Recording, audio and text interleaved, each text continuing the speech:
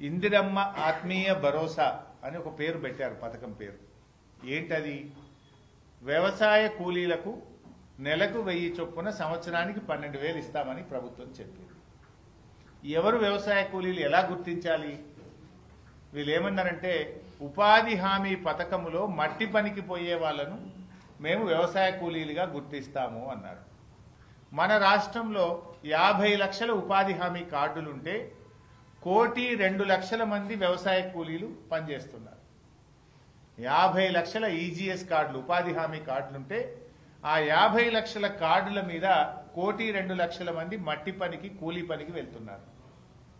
అయితే ఈ రాష్ట్ర ప్రభుత్వం ఏం నిబంధనలు పెట్టింది? 1 సెంటు భూమి ఉన్నా నువ్వు కూలీవి కాదు. 1 సెంటు భూమి ఉన్నా కూలీ కాదట. ఉపాధి హామీ పథకంలో ఈ సంవత్సరంలో 20 రోజులు నువ్వు పనిచేసి ఉంటేనే నువ్వు కూలీవి.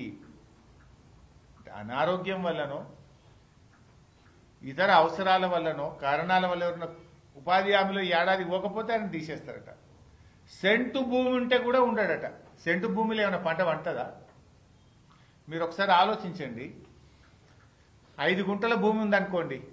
5 గుంటల భూమి ఉంటే వీళ్ళు చెప్పిన ఈ రైతు భరోసా పథకం కింద 6,000 ఒక పంటకు, 6,000 ఒక పంటకు అన్నారు. 12,000. 5 గుంటలు ఉన్న వాళ్ళకి ఎంత వస్తుంది? 750 వానకాలం, 750 యాసంగి. అంటే 5 గుంటలు ఉన్న రైతుకు 1,500 రూపాయలు వస్తుంది. నువ్వు 5 గుంటలు ఉన్నందుకు వ్యవసాయ కూలీ కింద నీకు 12,000 ఇయ్య అంటుండు రేవంత్ రెడ్డి.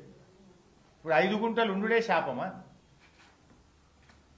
ఊళ్ళల్లో పాపం దళితులకు, గిరిజనులకు గతంలో ప్రభుత్వాలు పంచిన భూములు ఏమైనాయంటే తాతలకు ఎకరం వస్తే పంచుకునే వరకు మనకి 5 గుంటలు వచ్చింది.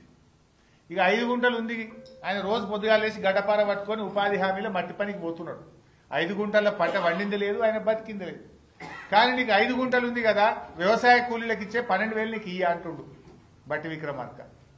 5 గుంటల పంట పండుతుంది. ఆ దళితుడు బతుకుతాడా? గిరిజనుడు బతుకుతాడా? నువ్వు 5 గుంటల మీద రైతు భరోసా కింద ఇచ్చేదేమో 1,500 రూపాయలు, నువ్వు ఎగ్గొడుతున్నదేమో 12,000 రూపాయలు. ఏది ఇందిరమ్మ ఆత్మీయ భరోసా కింద ఎగ్గొడుతున్నది 12,000. అంటే ఆ రైతుకు 5 గుంటల రైతుకు ఎంత నష్టం అవుతున్నట్టు? 10,500 రూపాయలు నష్టం అవుతాము.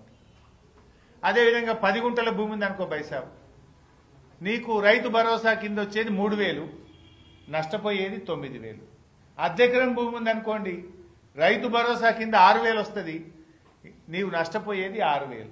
30 గుంటల భూమి ఉంది అనుకోండి, నీకు వచ్చేది 9,000, నువ్వు నష్టపోయేది 3,000. అంటే ఈ రాష్ట్రంలో మీకు ఐడియా ఉండాలి, ఎకరం కంటే తక్కువ భూమి ఉన్నటువంటి రైతులు ఎందరు అంటే 24,57,000 మంది రైతులు ఉన్నారు.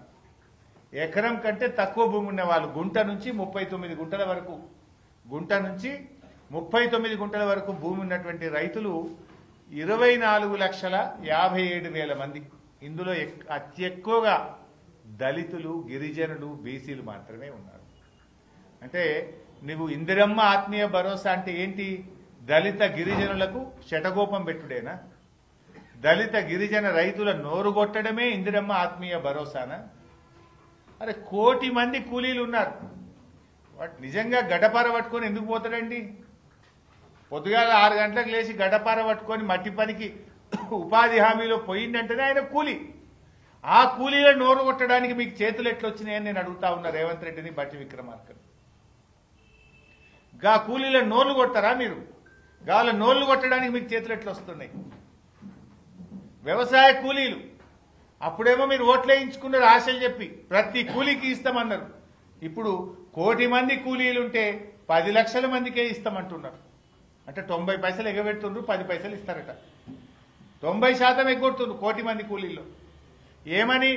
నువ్వు 20 రోజులు పని చేయలే, నీకు గుంట భూమి ఉన్నది, నీకు 5 గుంటల భూమి ఉన్నది అని రకరకాల కారణాలు పెట్టి వాళ్లకు కోతలు పెట్టే ప్రయత్నం చేస్తున్నారు. ప్రభుత్వం నిజాయితీ వాళ్లకు పైన భూమి ఉన్నదంటే వాళ్ళకి 12,000 రూపాయలు రైతు భరోసా కింద వస్తున్నది.